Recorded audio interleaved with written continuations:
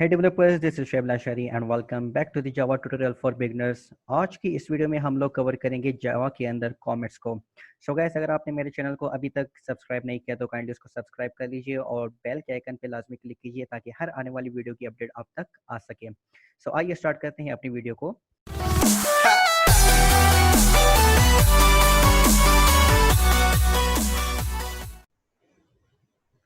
दोस्तों, basically Java के अंदर तीन तरह के कमेंट्स होते हैं। नंबर फर्स्ट होता है single line comment, number second होता है multiple line comments and number third होता है डॉक्यूमेंटेशन कमेंट। सो आज की इस वीडियो में हम single line comment and multiple line comment को कवर करेंगे और डॉक्यूमेंटेशन कमेंट को हम जो है आने वाली वीडियोस के अंदर इंशाल्लाह कवर करेंगे। अब अगर आपने सिंगल लाइन कमेंट लगाना है तो उसके लिए हम क्या करते हैं, डबल फॉरवर्ड स्लैशेस देते हैं एंड यहाँ पे कुछ ना कुछ हम लिख देते हैं। For example, this is a comment.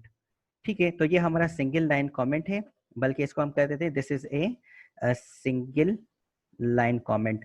अब होगा क्या कि जब हम इस कोड को एग्जीक्यूट करेंगे, रन करेंगे, तो उस सिचुएशन में ये जो हमने यहाँ पे लिखा हुआ है this is a single line comment, compiler क्या करेगा, इसको इग्नोर कर देगा और आपकी स्क्रीन पे ये चीज लिखी हुई नजर नहीं आएगी। सो इसको टेस्ट करने के लिए सबसे पहले हम यहाँ पे क्या करते हैं, system.out.println टेस्ट, और अब हम इस कोड को जो है एग्जीक्यूट करते हैं। तो आप देखिएगा टेस्ट तो वहां पे लिखा हुआ होगा, लेकिन this is a single line comment ये आपको वहां पे नजर नहीं आएगा। और इसका रीजन यही है कि जावा के अंदर आपके जो कमेंट्स होते हैं वो इग्नोरेबल होते हैं, कंपाइलर उनको रीड नहीं करता, उनको इग्नोर कर देता है। सो कोड को कंपाइल करते हैं हम अपने javac comments dot java and then run करते हैं इसको। तो यहाँ पे आप देखें टेस्ट लिखा हुआ है, लेकिन this is a single line comment आपको वहां पे नजर नहीं आया। अब सवाल ये है कि हम कमेंट्स लगाते क्यों हैं? तो कमेंट्स लगाने के पीछे मल्टीपल रीजंस होते हैं।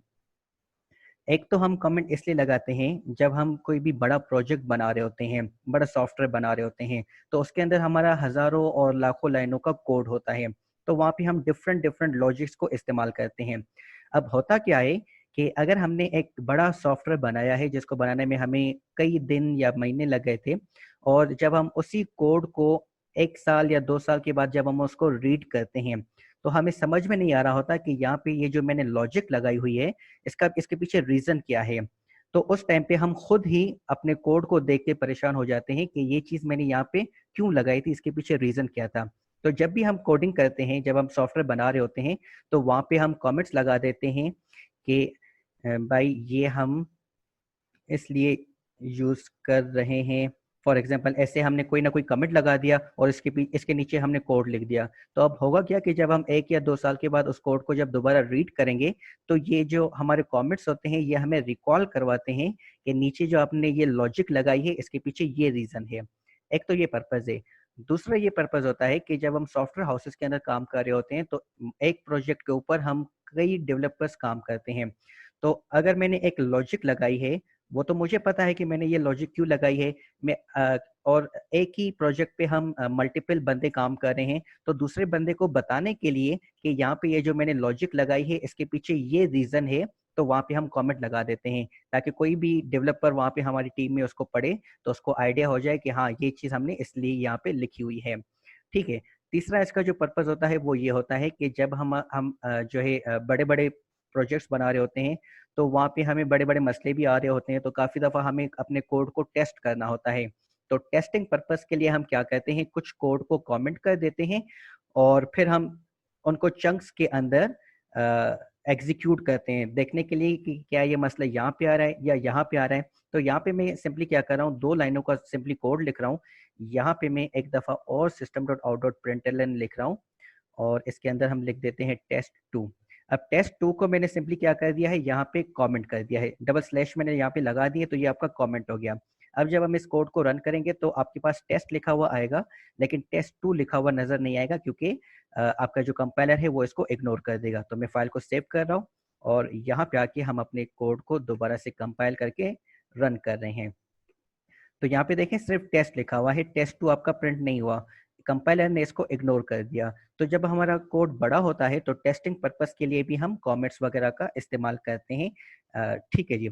उसके बाद हमारे पास आते हैं मल्टीपल लाइन कमेंट्स। तो मल्टीपल लाइन कमेंट्स का भी एग्जैक्टली सेम ही कॉन्सेप्ट होता है, लेकिन इसको जो लिखने का तरीका होता है वो थोड़ा सा डिफरेंट होता है। तो सबसे पहले हम फॉरवर्ड स्लैश देते हैं और फिर यहाँ पे एस्ट्रिक्स देते हैं, या स्टार बोल दें आप सिंपल वर्ड्स में, लेकिन एक्चुअल में इसका नाम है एस्ट्रिस्क। और यहाँ पे हम इसको क्लोज कर देते हैं। तो यहाँ पे आप देखें स्लैश एस्ट्रिक्स, और यहाँ पे पहले एस्ट्रिक्स दिया है और फिर हमने स्लैश लगा दिया है।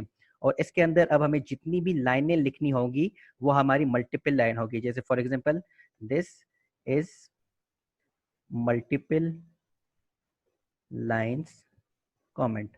ठीक है, तो इस तरह से हम अपनी मल्टीपल लाइन कमेंट करते हैं। और ये जो मल्टीपल लाइन कमेंट है वो हमें कॉमनली टेस्टिंग पर्पस में कैसे काम आती हैं। जैसे फॉर एग्जांपल बहुत बड़ा कोड है तो हम बार बार तो स्लैश स्लैश नहीं लगाएंगे हर जगह पे, तो हम सिंपली क्या करते हैं, स्टार्टिंग पॉइंट पे स्लैश एस्ट्रिक्स लगा देते हैं और जहां तक हमें उसको रोकना होता है वहां तक हम ये इसको बंद कर देते हैं। तो इस तरह से हम अपने बड़े प्रोजेक्ट्स को जो है टेस्ट करते हैं यूजिंग मल्टीपल लाइन कमेंट्स। तो अब अगर मैं लास्ट टाइम इस कोड को कंपाइल करके रन करूं तो देखिएगा कि this is multiple line comment ये भी आपको नजर नहीं आएगा, क्योंकि जावा ने इसको भी इग्नोर करना है। ठीक है जी, तो ये थे हमारे सिंपल कमेंट्स जावा के अंदर। आई होप कि ये आपको क्लियर हो गए होंगे, लेकिन अगर इसमें कोई भी आपको कंफ्यूजन हो तो काइंडली आप मुझसे कमेंट सेक्शन में पूछ सकते हैं। सो गाइस, मिलते हैं अगली वीडियो में, तब तक अपना ख्याल रखिएगा। अल्लाह हाफिज।